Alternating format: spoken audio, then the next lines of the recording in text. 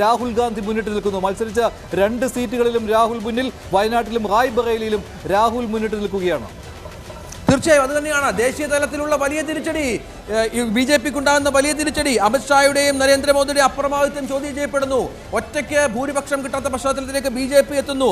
വെറും 300 സീറ്റുകളിൽ മാത്രം 400+ 400 പാർ എന്ന് പറഞ്ഞ് തെരഞ്ഞെടുപ്പിന് ഇറങ്ങിയ ഒരു മുന്നണിയുടെ ഗതികേടാണിത്. 400+ എന്ന് പറഞ്ഞിറങ്ങിയ മുന്നണി 300 സീറ്റുകൾ ഇപ്പോൾ ഒതുങ്ങുന്നു. ഇനിയും വരുമ്പോൾ എന്തൊക്കെ സംഭവിക്കുമെന്ന് കാത്തിരുന്ന് കാണണം. 221 എന്ന വലിയ കുതിപ്പിലേക്കാണ് ഇന്ത്യ സഖ്യം എത്തുന്നത്. അതിൽ 90ഓളം സീറ്റുകളിൽ ലീഡ് ചെയ്യുന്നത് കോൺഗ്രസ് ആണ് എന്നുള്ളത് പ്രധാനമാണ്. അതിലും പ്രധാനപ്പെട്ട കാര്യം UP-യിൽ ഇപ്പോൾ ഇന്ത്യ സഖ്യം മുന്നിലാണ് എന്നുള്ളത് പ്രധാനമാണ്.